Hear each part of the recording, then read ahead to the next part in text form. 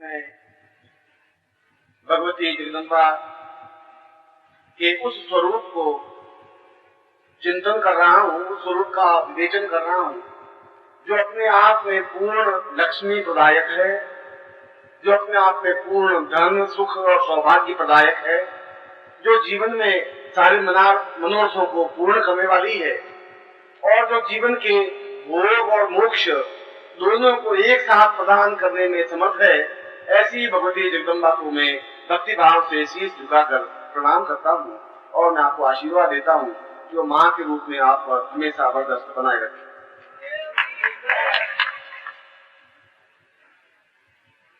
आज दोपहर को आपने विशिष्ट दीक्षा प्राप्त की और क्रिया योग के बारे में आपने इस बात को समझने की कोशिश की कि क्रिया योग जीवन का एक ऐसा सत्य है जिसके माध्यम से हम स्वयं एक्टिविटी करते हुए, स्वयं क्रिया करते हुए और अपने इस शरीर को पूर्णता के साथ मिलाने का योग, क्रिया के माध्यम से यह योग संपन्न कर सकते हैं और उस काल को जो भूत और भविष्य का एक सेतु है उसको देख सकते हैं। जीवन में हृदय में एक विशेष आनंद का स्रोत उजागर कर सकते हैं, अमृत कुंड स्थापित कर सकते हैं और जिसके माध्यम से हम वायवीय शरीर में पूरे ब्रह्मांड में विचरण करने में समर्थ हो सकते हैं। ऐसी ही दीक्षा प्राप्त करके साधक निरंतर क्रिया करता हुआ अपने जीवन में उन्नति की ओर अग्रसर हो सकता है। मगर इसके साथ ही साथ मैंने कुंडलिनी जागरण के बारे में भी आपसे विवेचन किया। कुंडलिनी जागरण जब क्रिया योग को समझ लेते हैं तब कुंडलिनी का अपने आप में कोई महत्व नहीं रहता। क्रिया योग यदि एमए के स्टैंडर्ड की चीज है तो कुंडलिनी केवल मैट्रिक के स्टैंडर्ड की चीज है। कुंडली अपने आप में कोई, कुंडलिनी तब तो बहुत जरूरी है जब हम क्रिया योग की तरफ बढ़ते नहीं हो, जब हमने क्रिया योग देखा नहीं हो, समझा नहीं हो, सीखा नहीं हो, उसका अनुभव नहीं किया हो। मगर जब हम एक बार क्रिया योग की तरफ बढ़े तो कुंडलिनी अपने आप में एक सामान्य स्थिति बन करके रह जाती है। कुंडलिनी का तात्पर्य मैं केवल 5 मिनट में इस कुंडलिनी के तात्पर्य को आपको समझा देता हूँ। कुंडलिनी का तात्पर्य हमारे जीवन में ऐसे कई चक्र हैं जिनको नाड़ियों का गुच्छा कहते हैं और वे चक्र यदि स्पंदन युक्त हो जाए, जैसा कि मैंने प्रारंभ में सहस्रार चक्र के बारे में कहा था कि अगर सहस्रार चक्र या जो नाड़ियों का गुच्छा है जिसको हमने सहस्रार कहा है, यदि वह जागृत हो जाता है तो उससे या उसके माध्यम से जो एक्टिविटी होनी होती है वह हो जाती है और वह एक्टिविटी है भूतकाल और भविष्य काल को देखने की शक्ति और सामर्थ्य पैदा करना। भूतकाल चाहे कितने ही 100 वर्ष पुराना हो, भविष्य काल चाहे आगे के 100 वर्ष हो, उन सबको जो एक साथ देखने की क्रिया है वह केवल एक ही ग्रंथि में निहित है, उसको सहस्रार ग्रंथि कहते हैं। जिस प्रकार से सहस्रार ग्रंथि शरीर की अंतिम अवस्था है, उसी प्रकार मूलाधार ग्रंथि जीवन की प्रारंभिक अवस्था है। मूलाधार से लगाकर के सहस्रार तक पहुंचने की क्रिया को कुंडलिनी कहते हैं। यह कुंडलिनी शब्द क्यों पड़ा और कुंडलिनी से क्या लाभ है? कुंडलिनी का तात्पर्य जड़ शरीर को चेतना युक्त बनाने के लिए कुंडलिनी को जागृत किया जाता है। और मैंने जैसा कि बताया कि आप इससे पहले ही क्रिया योग में ये समझ चुके हैं कि इस जड़ शरीर को चेतना युक्त कैसे बनाया जा सकता है। यदि वह नहीं समझते तब आप इसके मूल में जाते कि हमारे शरीर में 72,000 नाड़ियां हैं और उन 72,000 नाड़ियों में 3 नाड़ियां मुख्य हैं जिसको इड़ा, पिंगला और सुषुम्ना कहते हैं।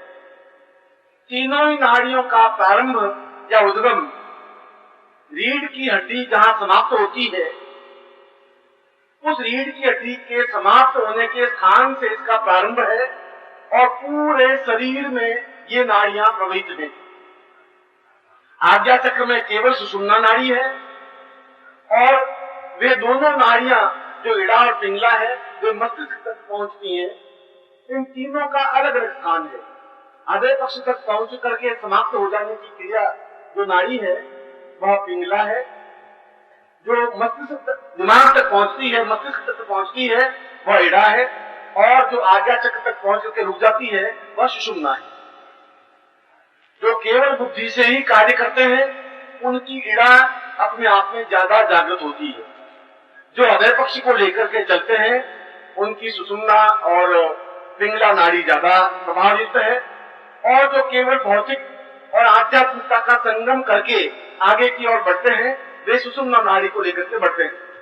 कुल मूल रूप से यदि हम किसी व्यक्ति के पास जाते हैं तो सारे शरीर में कहीं पर भी रोग होता है तो केवल इन शरीर के इस नाड़ी पर, 3 नाड़ियों पर हाथ रख करके और उंगलियों के माध्यम से उसके स्पंदन से एहसास कर सकता है कि पूरे शरीर में कहां पर रोग है, किस प्रकार का रोग है। इसका मतलब ये हुआ कि इन हथेली और कलाई पर जो नाड़ियां हैं इन नाड़ियों का पूरे शरीर से संबंध है। और कई व्यक्ति आत्महत्या करने के लिए आग पर पिस्तौल नहीं डालते, वे केवल ब्लेड से, पत्ती से अगर इन तीनों नाड़ियों को काट ले तो व्यक्ति की तुरंत मृत्यु हो जाती है। क्योंकि यह दिमाग को, हृदय को और पूरे शरीर की चेतना को एक साथ संगोपित करने के लिए, एक साथ प्रभावित बनाने के लिए इन तीनों नाड़ियों का सहयोग है, जिसको और इन तीनों नाड़ियों के संयोग को कुंडलिनी कहते हैं। मैंने इसका उद्गम बता दिया कि ये कहां से प्रारंभ होती हैं, मैंने ये बता दिया कि कहां जाकर समाप्त होती है। मगर उस समाप्त होने की क्रिया से पहले वे पूरे शरीर में विचरण कर लेती है। जैसा कि मैंने बताया कि पिंगला नाड़ी यदि रीढ़ की हड्डी के नीचे से प्रारंभ होती है और हृदय पक्ष में जाकर समाप्त हो जाती है तो इसका मतलब ये नहीं हृदय पक्ष के ऊपर इसका अस्तित्व नहीं है। यह उस रीढ़ की हड्डी में से निकल करके पूरे मस्तिष्क में घूमती हुई फिर हृदय पक्ष में जाकर के समाप्त होती है। हमारी रीढ़ की हड्डी में यदि आपने रीढ़ की हड्डी देखी हो तो वह बिल्कुल खोखला बेलन की तरह है, जिसके 32 छल्ले हैं, बिल्कुल गोल। और इन गोल छल्लों में से होती हुई ये तीनों नाड़ियां आगे की ओर अग्रसर होती हैं। मगर ये तीनों नाड़ियां सुप्तावस्था में है, जागृत अवस्था में नहीं है। यह तो मैंने आपको पहले बताया कि हमारा 90% शरीर सुप्तावस्था में है, जड़ है, चेतना युक्त नहीं है। उन सुसुप्त अवस्था में या जड़ अवस्था में ये तीनों नाड़ियां भी हैं, जिसको इड़ा, पिंगला, सुषुम्ना कहते हैं। और तीनों को जागृत करने की क्रिया और तीनों को जिस प्रकार से जागृत किया जाता है उस क्रिया को कुंडलिनी जागरण कहते हैं। ये मूल अर्थ कि कुंडलिनी जागरण किसे कहते हैं, क्या मतलब है, इसका मकसद क्या है। और इसका मकसद है पूरे शरीर को चेतना युक्त बना करके ऊर्ध्वगामी पथ पर अग्रसर होना, पूरे शरीर को चेतना युक्त बना करके काव्यत्व में या जीवन के हृदय पक्ष की ओर अग्रसर होना। जैसा कि कल शाम को आप नृत्य कर रहे थे, मेरी राय में यह नृत्य नहीं था आपका, यह किसी प्रकार का भौंडा प्रदर्शन नहीं था, यह जीवन का एक उद्वेग था जो आपने अपने आप में प्रस्तुत किया। और यदि ये नहीं होता, यदि जीवन में नृत्य नहीं होता तो कुंठाएं व्याप्त हो जाती है। और ऐसे व्यक्ति जो नृत्य नहीं कर सकते, अपनी भावनाओं को व्यक्त नहीं कर सकते, वे चिड़चिड़े हो जाते हैं, वे अपने आप में खींचने वाले हो जाते हैं, वे अपने आप में किसी गुम सुम रह करके अपने जीवन को भार स्वरूप बन करके ढोने वाले हो जाते हैं। हमारे पूर्वजों ने होली का एक त्योहार रखा था और आपको शायद ये ज्ञान नहीं है, आज से 40 साल पहले, अब तो होली का त्योहार जैसा रहा ही नहीं, मैंने 40-45 साल पहले की होली भी देखी है, आज भी होली देख रहे हैं। और 40 साल 45 साल पहले वे जवान लड़के 20-22 साल 18 साल 15 साल के लड़के जिस प्रकार से गालियां बोलते थे, आज उन गालियों का तो अस्तित्व ही नहीं रहा। और उन गालियों में दादा भी शामिल होता था, बाप भी शामिल होता था, पोता भी शामिल होता था। ये मेरे आंखों देखी घटना है और उच्च वर्ग की घटना है, कोई मजदूर कृषक की बात नहीं कर रहा। ऐसा क्यों रखा है पूर्वजों ने, ऐसी गालियों को देने की। या यदि आपने फाग गीत सुने हो राजस्थान के, जो चंग से बोलते हैं, यदि आपने कभी उनको सुना हो तो आपको एहसास होगा कि उन फाग गीतों में व्यक्ति अपनी विचारधारा को कई प्रकार से व्यक्त करता है। वे दमित वासनाएं, व्यक्ति की जो दमित इच्छाएं होती हैं, और वो साल भर जो दबी रहती हैं, उन साल भर से दबी हुई वासनाओं को, इच्छाओं को और भावनाओं को पूर्ण रूप से प्रदर्शित करने के लिए एक जगह बना दी। अगर वो जगह नहीं बनेगी तो व्यक्ति अंदर का अंदर दमन युक्त और कुंठाग्रस्त हो जाएगा, दबा हुआ रहेगा, वो वासनाएं उसकी दबी हुई रहेंगी, वो व्यक्त नहीं कर पाएगा। यदि कोई आग है और उसको बिल्कुल चारों तरफ से ढक दिया जाए तो दीवारों को तोड़ देगा, नुकसान कर देगा या गुमसुम हो जाएगी। इसीलिए उसके लिए स्रोत बना दिया कि वो अपनी बात को पूरा करके कह दे, 2 दिन के लिए, 3 दिन के लिए, जो कुछ बोलना है बोल दे। यह नृत्य भी उसी भावनाओं को प्रस्फुटित करने की क्रिया है। यह कोई भोंडा प्रदर्शन नहीं है, यह कोई रजनीश आश्रम का नाच युक्त घर नहीं है, वहां पर किसी प्रकार का भोग युक्त नृत्य नहीं है। यह तो जीवन की एक भावनाओं का उद्रेक है, और जीवन की भावनाओं का उद्रेक कौन कर सकता है? वह कर सकता है जो सुषुम्ना नाड़ी उसकी, और जिसका पिंगला नाड़ी से हृदय का प्रस्फुटन हुआ हो, जिसका हृदय खुला हो। जो हृदय जागृतवान होते हैं वे अपने आप में मुस्कुरा सकते हैं, जिसका हृदय पक्ष खुला होता है वह हंस सकता है।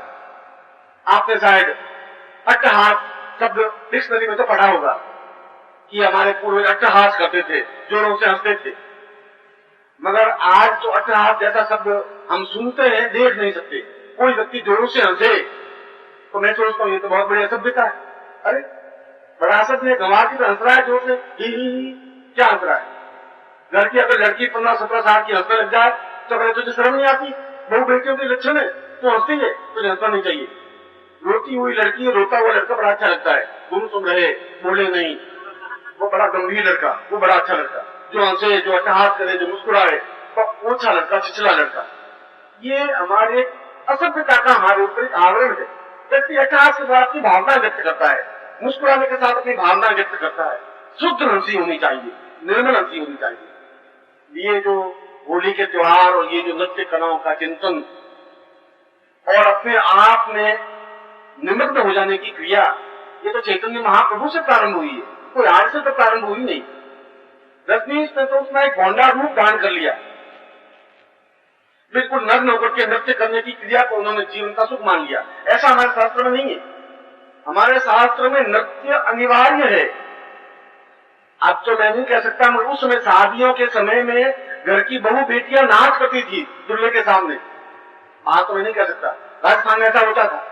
घर की माँ नृत्य करती थी, बेटी नृत्य करती थी, बहू नृत्य करती थी, और जिस बहू को नृत्य नहीं करना आता था वो गंवार मानी जाती थी कि तुम माँ बाप तुमने सिखाया नहीं, नृत्य करना भी नहीं सिखाया।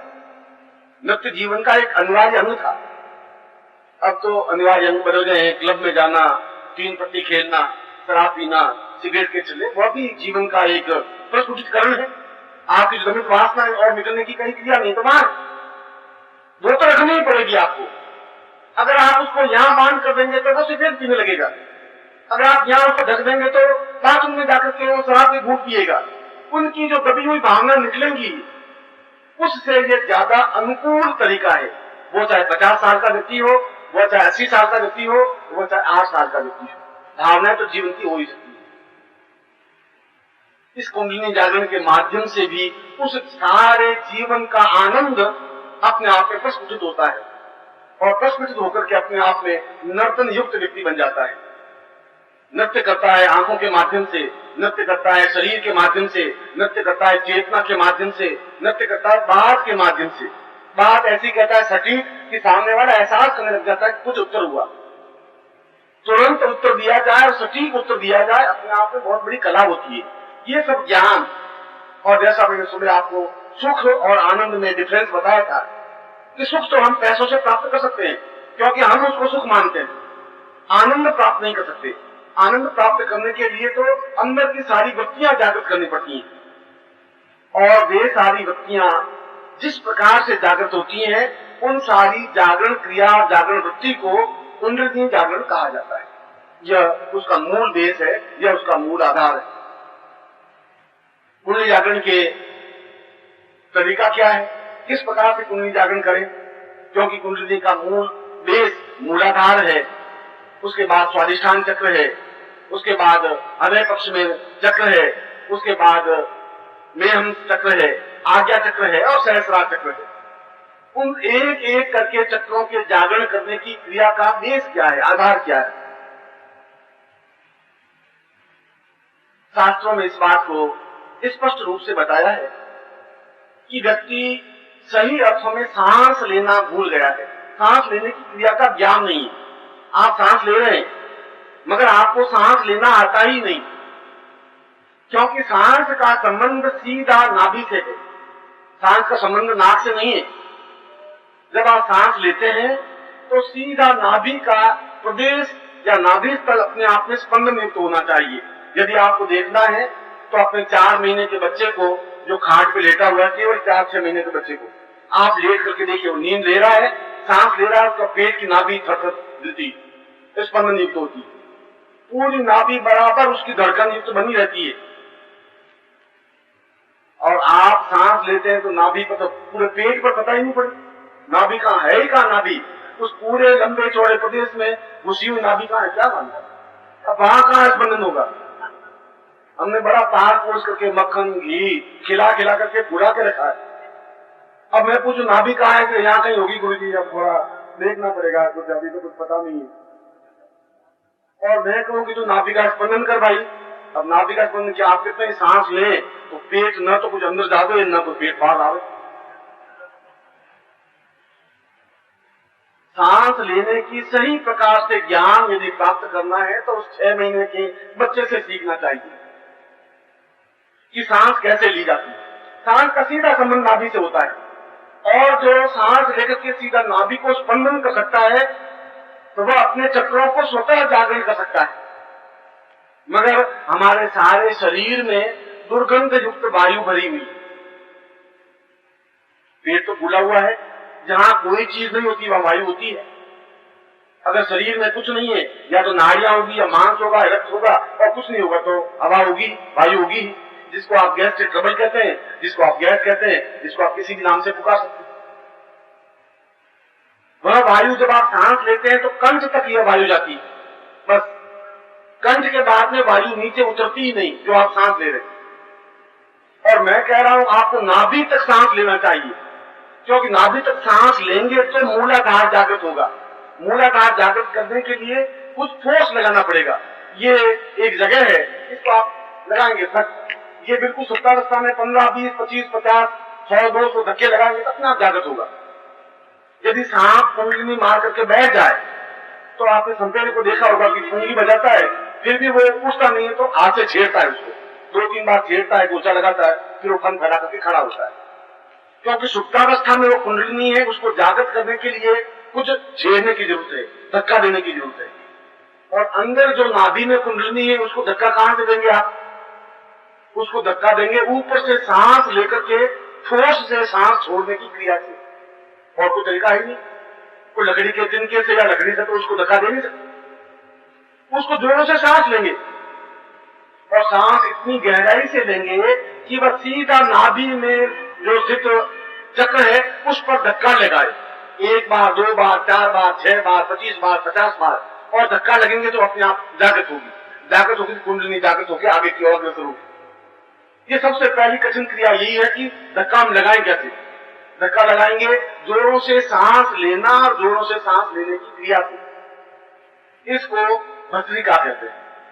यदि आपने सुबह सूर्य नमस्कार में भस्त्रिका समझाई होगी, जोरों से आप सांस लेंगे, आपको बताया होगा पहल साहब ने कि किस प्रकार से सांस लेनी चाहिए, किस प्रकार से सांस छोड़नी चाहिए।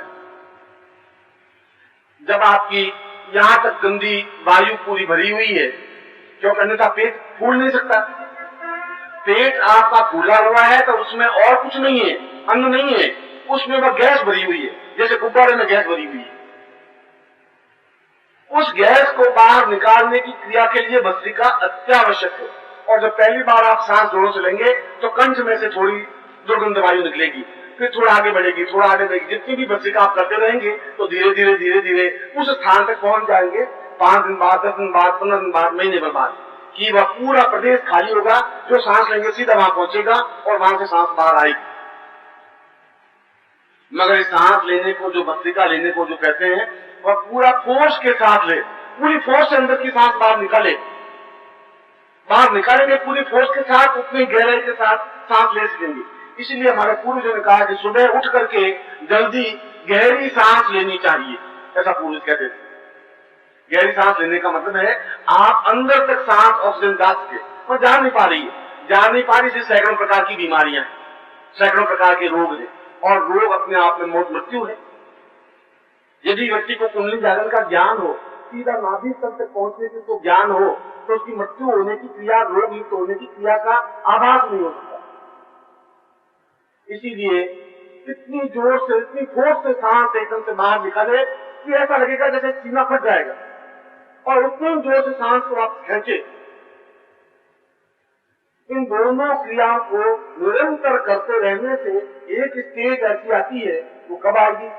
एक स्टेज ऐसी आती है, वो कब आएगी? ऐसी आप जितनी तेजी से भस्त्रिका करेंगे उतनी जल्दी आएगी। एक भस्त्रिका अगर कोई व्यक्ति करता है, एक तो ऐसा करता है, ये करता है,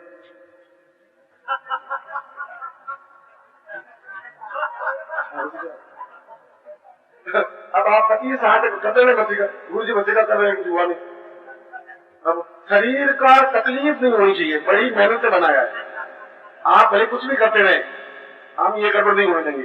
वो बेचारा बहुत बड़ा बड़ा मरे तो मरे, भस्त्रिका हो गई। इसमें तो आपको 500 वर्ष लगेंगे उस मूलाधार तक पहुंचने में। भस्त्रिका का मतलब है बहुत ताकत के साथ, जैसा मैंने बताया, इतनी ताकत के साथ कि सामने 10 फुट पे आदमी बैठा हो तो वहां से वायु आपकी पहुंचे, लगे कि कोई गाड़ी पहुंची है, उसकी श्रद्धा से गाड़ी पहुंचे। और कई बार 30-32 बार भस्त्रिका करते ही नाक से खून आने लग जाता है। अगर नाक से खून आने लग जाए, खून का मतलब खून के कण, तो समझना चाहिए भस्त्रिका सही हो रही है, क्योंकि नाक के अंदर और जितना सांस प्रदेश में छोटी छोटी ग्रंथियां पैदा हो जाती हैं, और जब जोरों से घर्षण होता है तो ग्रंथियां फूटती हैं तो रुधिर के माध्यम से बाहर आती है। तो समझना चाहिए कि कुछ खुल रहा है, कुछ साफ हो रहा है, बीच में जितने भी रक्त की ग्रंथियां फालतू की बन गई हैं वे निकल रही हैं, साफ होने, घबराने की जरूरत नहीं है। इस प्रकार से निरंतर भस्त्रिका के माध्यम से वो वायु का जो वेग एकदम से जोर से लेंगे तो अंदर नाभि स्थल पर जब जाएगा तो सीधा वहां पर उसका प्रहार होगा, और जब मूलाधार पर प्रहार होगा तो मूलाधार अपने आप में जागृत होगा। जब मूलाधार जागृत होगा तो मूलाधार का संबंध दूसरे चक्र से उसके साथ वह जागृत होगा, उसका संबंध तीसरे चक्र से, उसका संबंध चौथे चक्र से, उसका संबंध पांचवें चक्र से, एक जागृत होगा, कंटिन्यूटी पूरा जागृत होता रहेगा। कोई ऐसा विशेष कठिन कार्य नहीं है। आवश्यकता इस बात की है कि हम अपने पेट को पूरा खाली रख सके। इस भस्त्रिका से पूर्व पेट को खाली रखने के लिए 2 तरीके हैं।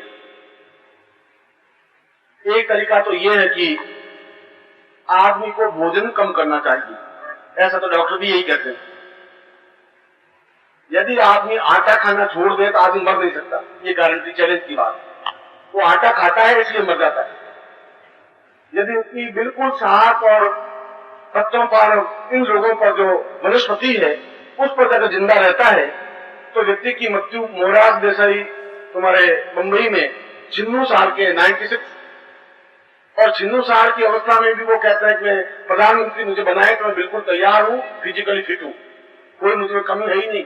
आप मुझे बताइए मैं सोचने में कहां कमी है। एज उसकी 96 है और पिछले 30 वर्षों में उसने आटा नहीं खाया, रोटी खाई नहीं, केवल 2-3 कटोरी सब्जी और सलाद, बस यही खाता है। मरा तो वो है नहीं, ये तो आपके साथ उदाहरण दे रहा हूं। मगर भूख लग जाती है शाम को गुरु जी, तो उसका क्या करें? ये आपने जो सलाह दी वो तो सही। तो मैंने ये कहा कि आटा कम खाना चाहिए। तो आटा कम खाने के लिए आप भोजन करने से पहले पानी ज्यादा पी लें। पानी ज्यादा पी ले तो फिर भूख बहुत कम लगेगी, फिर आप बहुत कम रोटी खा सकेंगे, अपने आप में आदत पड़ जाएगी। बाकी तो स्लिम बनने के लिए जितने सैकड़ों उपाय हैं उसमें से पहले पेट को फालतू का उसमें ज्यादा सामान नहीं जाए और जो हो वो पचा दे। दूसरी एक क्रिया है जो शवासन बन करके पांवों को बिल्कुल सीधे लेट करके और पांवों को केवल 6 इंच ऊपर रखे, सिर्फ 6 इंच, आधी स्केल, और पांवों को जमीन पर टिकावे नहीं, उसके ऊपर भी उठावे नहीं। आज मैं जब प्रवचन करके जाऊं तब आप इसको एक्सपेरिमेंट करके देखना। केवल 1 मिनट तक इस प्रकार से पांव रखने पर आप देखेंगे कि पूरे पेट का सारा सामान हिल रहा है अंदर से। ऐसा लग रहा है कि जैसे सारा अंदर का प्रदेश फट रहा है केवल 1-2 मिनट में ही, क्योंकि वो जितना भी उसमें स्टोरेज है वो अपने आप में टूटने की, विखंडन करने की क्रिया करेगा और धीरे धीरे वह जो चर्बी है जिसको मांसपिंड कहा जाता है वो अपने आप में गलेगा, क्योंकि शरीर को जितनी ऊर्जा चाहिए, कैलोरी चाहिए वो तो लेगा ही। या तो कैलोरी आप रोटी के द्वारा दे देते हैं और रोटी अगर नहीं देंगे तो जो जमा है उसको शरीर प्राप्त करता रहेगा और वह चर्बी पिघलती रहेगी और पिघलती रहेगी, पेट अपने आप में ही पतला कमजोर पड़ जाएगा। जब पेट अपने आप में दबेगा तो अपने आप में ही जब आप सांस लेंगे तो उस सीधे नाभि तक पहुंच सकेंगे। और दूसरा आसन, एक आसन वो, ये भी कुंडली जागरण का मजबूत आसन है। और दूसरा आसन कि आप सीधे बैठ करके पेट को बहुत अंदर घुसेड़े, सीधा भी सांस लेकर जितना अंदर घुसेड़ने की कोशिश करें, ऐसा लगा है कि पेट मेरा पेट से चिपक गया है, इस लेवल पे ले और यो लेकर के और अंदर लेकर के और अंदर डालने की कोशिश करें। मगर आप इस एक्सपेरिमेंट को करेंगे तो पेट आपकी आज्ञा मानेगा ही नहीं, 1 दिन के बजे अंदर नहीं घुसेगा। आप यूं करेंगे, मजबूर है, क्या करें, उसको कह रहे हैं अंदर घुस, वो तो और 1 दिन बाहर निकल के आ जाएगा, ये नई बात कहां से सीखी है, क्या कर रहा है, ऐसा बहुत अंदर से दीवार में बात मजबूत की हुई है, तो ये फालतू पागलपन क्या कर रहा है। दूसरा आसन ये कि आप नित्य सुबह उठ करके और इस प्रकार से पेट को अंदर डालने की क्रिया करें और वो आसन करें। और तीसरी भस्त्रिका करें।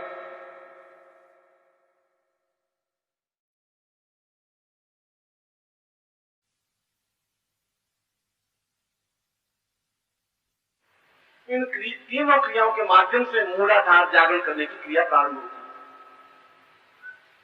है। और दूसरी, इस कुंडली जागरण का विशेष मंत्र, उस मंत्र के माध्यम से भी भस्त्रिका के बाद में, उस मंत्र के माध्यम से भी अंदर की सारी जितनी भी गैस है, जितनी भी चर्बी है, जितना भी फालतू है, वो अपने आप में ऊर्जा के माध्यम से पिघल करके जल्दी से जल्दी वह साफ हो जाता है और कुंडली का जागरण प्रारंभ होता है। और कुंडली जागरण प्रारंभ होने का मतलब ऊर्ध्वगा की प्रवृत्तियां प्रारंभ होती हैं, आनंद का उद्रेक होता है और अमृत तत्व का वर्षण प्रारंभ हो जाता है। नाभि में जो अमृत तत्व इकट्ठा होता है वो अपने आप इकट्ठा हो जाने की क्रिया कहते हैं। ये दोनों का मूल भेद है जिसके माध्यम से व्यक्ति कुंडली जागरण कर सकता है।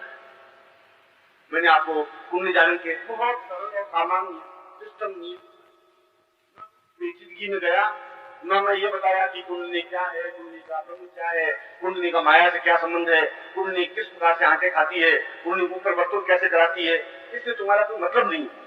क्योंकि जब आपने उस विशेष साधना को समझा है जिसके माध्यम से पूरा शरीर चैतन्य किया जा सकता है, तो इस मैट्रिक की परीक्षा देने की कोई आवश्यकता नहीं है। उस क्रिया योग के माध्यम से भी पूरी कुंडली जागृत होती है, मगर यदि वो नहीं करना हो तो इसके माध्यम से भी कर सकते हैं। मेरा ये प्रवचन देने का पीछे मकसद ये था कि मैंने इस पैम्फलेट में दोनों बातें लिखी थी, कुंडली जागरण और क्रिया योग। इसलिए मैं कुंडली जागरण के बारे में आपको समझा रहा था कि कुंडली जागरण इन तरीकों से आप कर सकते हैं। प्रातः काल उठ करके सीधा लेट कर उस आसन को करें और वो आसन पहले आप 1 मिनट करें, फिर 2 मिनट करें, फिर 3 मिनट करें, फिर 4 मिनट करें, 8 मिनट करें। और आप 1 मिनट करने पर ही आप देखेंगे कि वास्तव में और पूरे शरीर पर कहीं जोर नहीं पड़ रहा है, सीधा नाभि के ऊपर जोर पड़ रहा है, पेट पर, और पेट की सारी चर्बी पिघलने की क्रिया प्रारंभ हो गई। और उसके बाद आप भस्त्रिका करें। आपका दिन भर अपने आप में तरोताजा स्वस्थ बना रहेगा। जिसकी कुंडली जागृत होती है वो अपने आप में ही 3 कलाओं से ऊपर की ओर सर्द जाता है। क्योंकि मैंने आपको बताया है आप 1 कला प्रधान है। आपका मेरा संबंध जितने वर्षों तक रहे, 5 वर्ष, 7 वर्ष, 10 वर्ष, 15 वर्ष, उसके माध्यम से आपको अपना प्रयत्न करके 16 कलाओं तक पहुंचना है। उन 16 कलाओं तक पहुंचने की क्रिया के लिए प्रयत्न आपको करना है। मैं बराबर एक आपको गाइडेंस देता रहूंगा, बराबर आप मिलते रहें। यह भी जीवन का एक आवश्यक अंग है, जीवन का एक आवश्यक कर्तव्य है जिसको आप कर सकते हैं। उस कुंडली जागरण यंत्र का मैं प्रयोग करवाऊंगा, मगर इससे पहले जो आपको मैंने सामान दिया है उस सामान के बारे में उसका उपयोग कैसे कर सकते हैं मैं उसको आपको समझा देता हूं।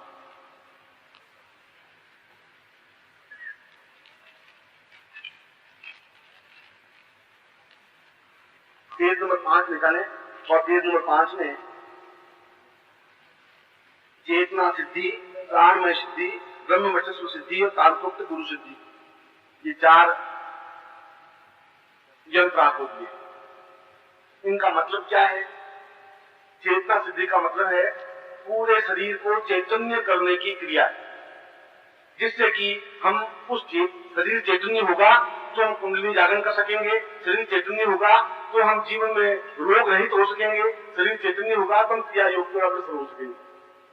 उस शरीर को, जो जड़ शरीर को चेतना युक्त बनाने के लिए इस यंत्र को सामने रखकर नित्य एक माला मंत्र जाप किया जाना चाहिए।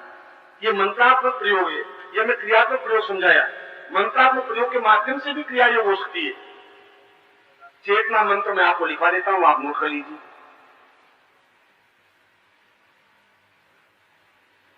मंत्र है, मैं मंत्र एक बार ही बोलूंगा, यदि आप पूरा नहीं लिख सके तो बाद में निर्मोल जी से मिलकर पूरा करवा देना, पर एक बार ध्यान देंगे तो पूरा सुनाई देगा। मंत्र है ओम ह्रीं मम प्राण देह रोम प्रतिरोम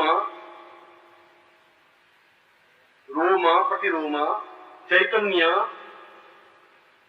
जागृय ह्रीं ओम नमः। इसका निरंतर यदि आप रोज एक माला मंत्र जाप करते हैं तो पूरा शरीर आपका चैतन्य होता ही है। इसकी पहचान कैसे होगी? यदि आप 5-7 दिन प्रयोग करेंगे तो अगर आपकी स्मरण शक्ति कमजोर है, यदि आपको याद नहीं रहती, तो आपकी स्मरण शक्ति अपने आप में तीव्रता की ओर अग्रसर होगी। एकदम से आपको नई चेतना, नए विचार, नई भावनाएं, नई कल्पनाएं, जीवन का एक फोर्स, जीवन का एक उमंग आपको प्राप्त हो सकेगी। इसको चेतना प्रयोग कहा जाता है। दूसरा, प्राणमय शुद्धि। जब शरीर चैतन्य हो जाए तो उसमें प्राण संस्कारित करने पड़ते हैं। यद्यपि हमारे शरीर में जीव संस्कारित है, ये जीवात्मा है, हम प्राणात्मा होना चाहते हैं। प्राणों का संचार करना अलग चीज है, जीव का संचार तो भगवान ने किया ही है। ये शरीर में जो कुछ है, आत्मा है, वो तो जीवमय है। हम प्राणमय होना चाहते हैं क्योंकि हम चेतना युक्त बनना चाहते हैं। और प्राणमय चेतना को, इस यंत्र को सामने रख करके केवल 21 बार उच्चारण करना चाहिए प्राणस चेतना मंत्र को। और प्राणस चेतना मंत्र है सोहम।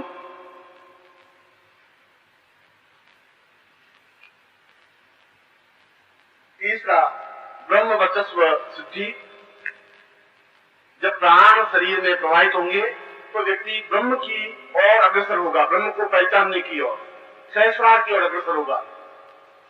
उस सहस्रार की ओर निरंतर अग्रसर होने के लिए जिस मंत्र की जरूरत है और जिस मंत्र के माध्यम से व्यक्ति सीधा उस सहस्रार की ओर अग्रसर हो सकता है, वह मंत्र, या जिसको ब्रह्म वर्चस्व मंत्र कहते हैं, वह मंत्र है ओम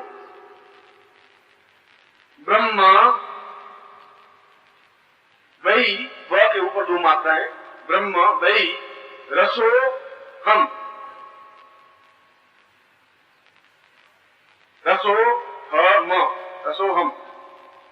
और चौथा है तांत्रोक्त गुरु सिद्धि।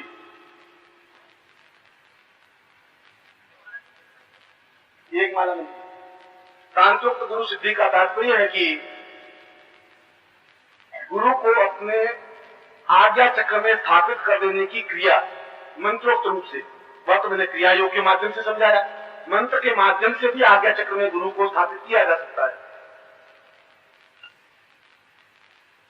और उसका मंत्र है निरंतर 16 माला मंत्र जाप करने से, नित्य 16 माला मंत्र जाप करे। 16 माला नहीं कर सकते तो 8 करे, 8 नहीं करे तो 4 करे, 4 नहीं करे तो 2 करे, 2 नहीं करे तो 1 करे, वो तो आपकी क्षमता है। शास्त्र में विधान है कि नित्य 16 माला मंत्र जाप होना चाहिए यदि आज्ञा चक्र में गुरु को स्थापित करना है मंत्रात्मक रूप से। मंत्र है ओम परम तत्वाय नारायणाय गुरुभ्यो नमः।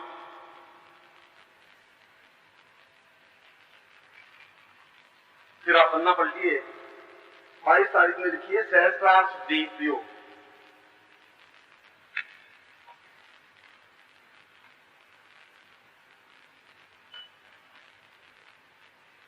जैसा कि मैंने बताया कि जब प्राणमय व्यक्ति बन जाता है तो सहस्रार की ओर अग्रसर होता है। सहस्रार के अग्रसर होता है तो सहस्रार सिद्धि प्राप्त हो, हम सहस्रार जागृत कर सके।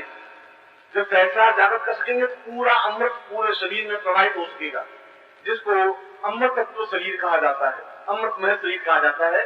कुंडलिनी का अंतिम परिच्छेद, कुंडलिनी का प्रारंभ मूलाधार से है तो कुंडलिनी का अंतिम सहस्रार है। तो सहस्रार को जागृत करने के जो मंत्र है वो मंत्र मैं लिखा देता हूं। मंत्र है ओम प्राणः सोहम प्राणः। इस मंत्र का निरंतर जप करने से सहस्रार जागृत होता है। निरंतर का मतलब है माला फेर करके नहीं, 5 मिनट या 15 मिनट या 25 मिनट या 1 घंटा, जितना आपको टाइम हो, नित्य रेगुलर उतने समय तक इस मंत्र का जाप करने से सहस्रार जागृत होता है।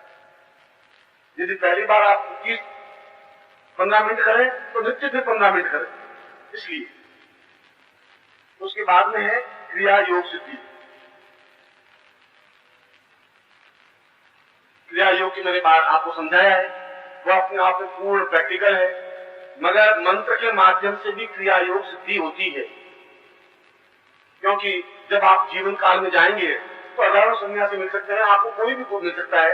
अगर वो कहेंगे कि आप क्रिया योग सीखने गए थे, सीखा, आप बता देंगे सीखा, तो पूछे क्रिया योग का मंत्र कौन सा है? गुरु जी ने सब समझा दिया, क्रिया योग मंत्र समझाएंगे। अरे बच्चे वो नहीं समझा सकते, हम समझाते। इसीलिए मैं आपको कहीं कमी नहीं रखना चाहता, मैं आपको पूर्ण परफेक्ट, किसी के सामने आपकी आंख झुके नहीं, इसीलिए समझा देना चाहता।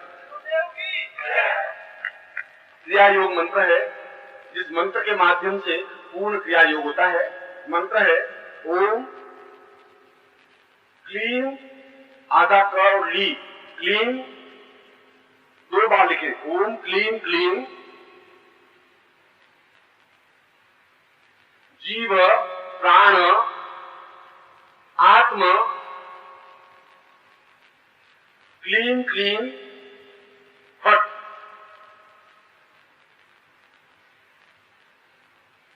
इसका नित्य 24 मिनट तक मंत्र जाप हर दिन करता रहे, निरंतर 24 मिनट तक बिना माला के, और नित्य करे तो अपने आप में पूर्ण क्रिया योग सिद्धि प्राप्त होती है। उसके बाद में ब्रह्म शिवत्व सिद्धि, जो हम प्राप्त कर सके वह कल्याणकारी हो सके, शिवमय हो सके, हम दूसरों का कल्याण कर सके मंत्रों के माध्यम से, शरीर के माध्यम से, वह ब्रह्म शिवत्व सिद्धि है। और इसका मंत्र है ओम शिवः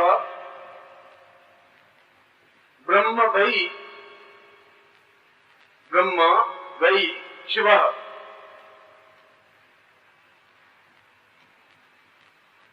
और उसके बाद में दिया है सिद्धाश्रम प्रवेश सिद्धि। मंत्रों के माध्यम से भी इसकी 15 मिनट तक मंत्र जाप करना चाहिए निरंतर। ये जरूरी नहीं है कि रोज सभी आप करें, आप कभी एक प्रयोग को लेकर के महीने भर तक करें, पहले ब्रह्म शिवत्व सिद्धि की ओर करें, फिर शिवाश्रम सिद्धि की ओर करें, ऐसा कर सकते हैं। अगर आपको उतना टाइम नहीं मिले तो एक एक प्रयोग को लेकर के भी कर सकते हैं। क्यों मैं कह रहा हूं सिद्धाश्रम प्रवेश सिद्धि। सिद्धाश्रम के बारे में मैंने आपको पत्रिकाओं के माध्यम से भी और अपने प्रवचनों के माध्यम से भी समझाया है कि सिद्धाश्रम क्या चीज है और किस प्रकार से जीवन की क्रिया योग की, जहाँ क्रिया योग समाप्त होता है वहां सिद्धाश्रम प्रारंभ होता है। तो सिद्धाश्रम का अंत तो अपने आप में कोई समाप्त ही नहीं है, वह तो अपने आप में एक अनुदर्शन है, जिसको कहते हैं कि ब्रह्मानंद कहा जाता है। ब्रह्मानंदम परम सुखदम केवलम ज्ञान मूर्ति द्वंद्वातीतम भव भय रहितम। उस स्थान को प्राप्त करने की क्रिया को सिद्धाश्रम कहते हैं। तो सिद्धाश्रम प्राप्ति मंत्र के माध्यम से भी हो सकती है, और इस यंत्र के सामने नित्य 11 माला मंत्र जाप स्मृतिक माला से करें।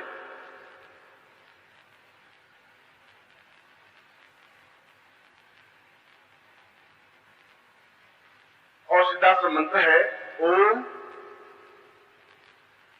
पारमेष्ठी परम तत्वाय गुरु बीजेन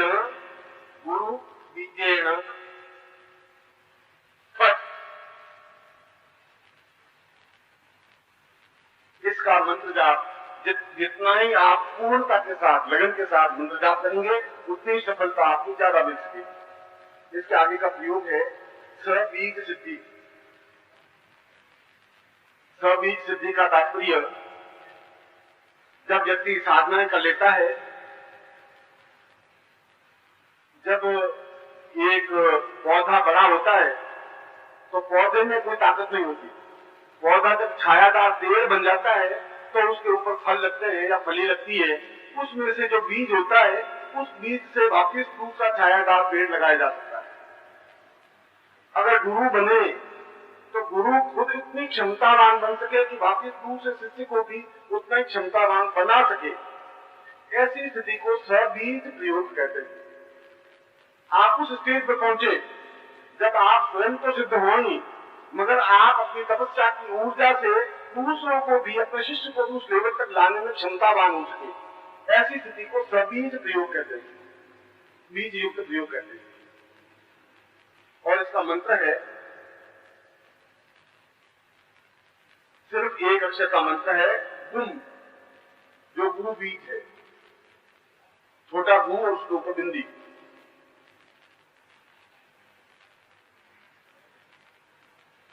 उसके बाद शक्तिपात सिद्धि। इसका तो निरंतर अहर्निश मंत्र जाप करना चाहिए। निरंतर जितना भी आपको समय मिल सके, 24 मिनट तो कम से कम ही, या एक माला तो कम से कम ही, जितना आपको समय मिल सके ऐसा करें।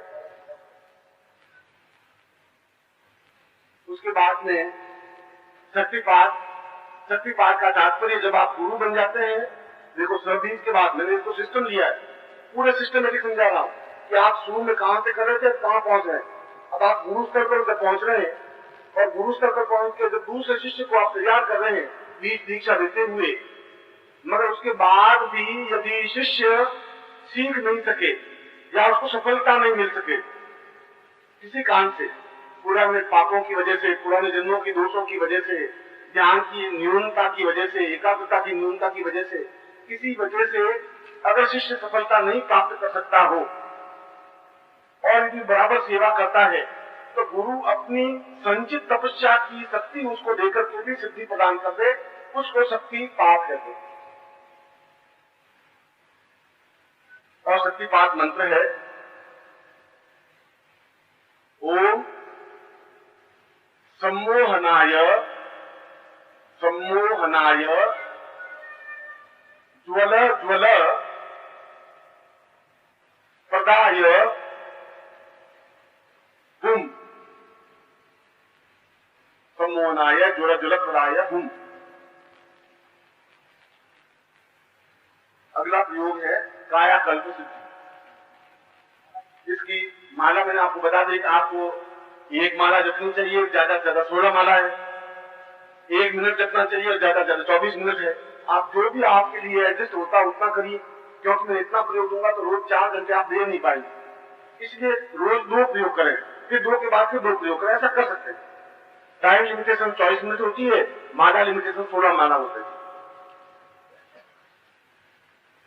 कायाकल्प के बारे में मैंने आपको पहले ही समझाया था कि जिस प्रकार से सांप अपनी पुरानी कैंचुल को, पुरानी त्वचा को, चमड़ी को छोड़ देता है और नवीन त्वचा धारण कर लेता है, कायाकल्प के माध्यम से तो संभव है, क्रिया योग के माध्यम से तो संभव है, मगर कायाकल्प मंत्र के माध्यम से भी जीवन की सारी बीमारियों को, रोग को, कमजोरी को दूर किया जा सकता है।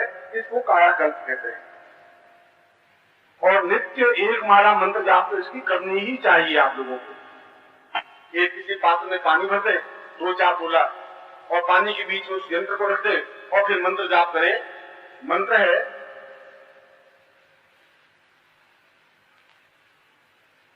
सह अमृतम पूर्ण कायाकल्पम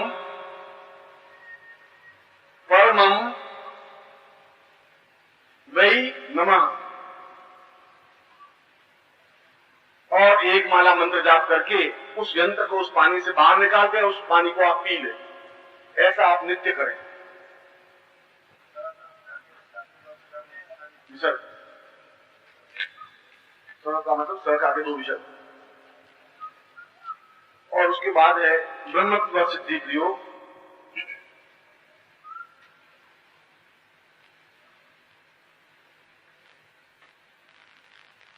ब्रह्मत्व सिद्धि का मतलब है कि व्यक्ति अपनी पूर्णता प्राप्त करते हुए अंत में उस ब्रह्मत्व में लीन हो जाए, जिसको अजर अमर कहते हैं, या जिसको पूर्ण आयु प्राप्त कहते हैं, या जिसको शुद्धाश्रम कहते हैं, या जिसको परमहंस अवस्था कहते हैं, जहां मृत्यु व्याप्त नहीं होती, पूर्ण व्यक्ति ब्रह्ममय बन जाता है। ऐसी ब्रह्ममय सिद्धि के लिए मंत्रों के माध्यम से भी संभव है, और वह मंत्र है 5 अक्षर है, ब्रह्मा वै रसः। इसमें ओम प्रणव नहीं लिखता, ब्रह्मा वै रसः, र स और आगे 2 विषय।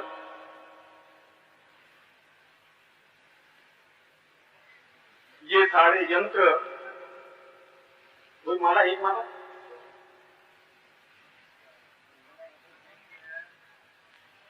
यदि आपके लिए अलग अलग मालाएं आप नहीं प्राप्त कर सके तो केवल खड्गमाला के माध्यम से भी प्रत्येक प्रकार की साधना संपन्न कर सकते हैं। संसार की जितनी भी साधनाएं, वे सभी साधनाएं खड्गमाला के माध्यम से कर सकते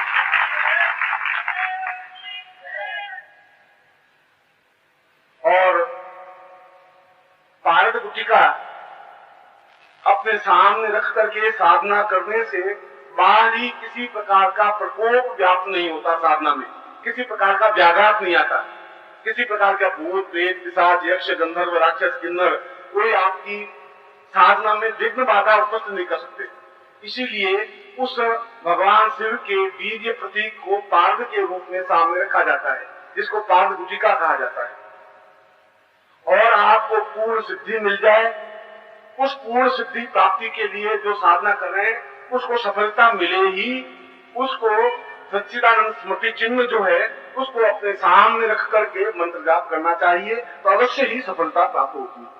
इसीलिए मैंने आपको उन तीनों वस्तुओं को भी, इन 12 वस्तुओं को इसलिए प्रदान किया कि जीवन में आप सभी प्रकार की साधनाओं में निष्णात हो सके, सफलता प्राप्त हो सके।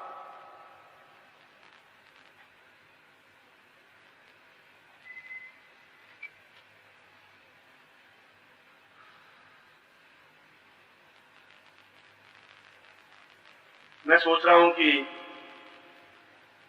जो कुछ भी आपके मन में उमड़न गुमड़न थी, या जो कुछ भी आपके प्रश्न थे, उन सारे प्रश्नों को मैंने इन 12 वस्तुओं को किस प्रकार से आप उसका उपयोग कर सकते हैं, और इसका उपयोग का तात्पर्य क्या है, और किस प्रकार से आप इसका लाभ उठा सकते हैं, वह मैंने आपको समझाने की कोशिश की।